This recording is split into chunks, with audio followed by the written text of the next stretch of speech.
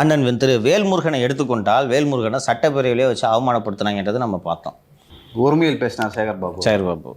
அது சிஎம் வேடிக்கை பார்த்துட்டு சிஎம் தான் நடவடிக்கை எடுக்கின்றார். அவர் குமுறலில் இருக்கார்.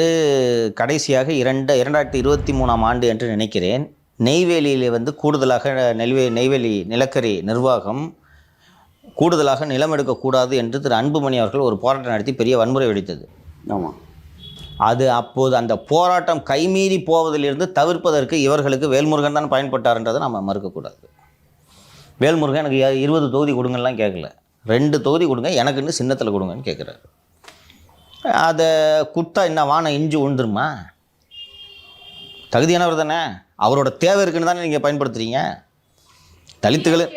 அவங்க நினச்சாங்க தலித்துகளின் ஓட்டை விடுதலை சிறுத்தைகள் பெற்று தந்துவிடும். வன்னியர்களின் ஓட்டை பேலன்ஸ் பண்ணுறதுக்கு உங்களுக்கு வேல்முருகன் தேவையாக இருக்கிறாரா இல்லையா? இருக்கார். நாம் தமிழருக்கு எதிராக தமிழ் தேசிய வாக்குகளை பெறுவதற்கு வேல்முருகன் உங்களுக்கு தேவையாக இருக்கிறாரா இல்லையா? அவர் அவமானப்படுத்துறீங்க.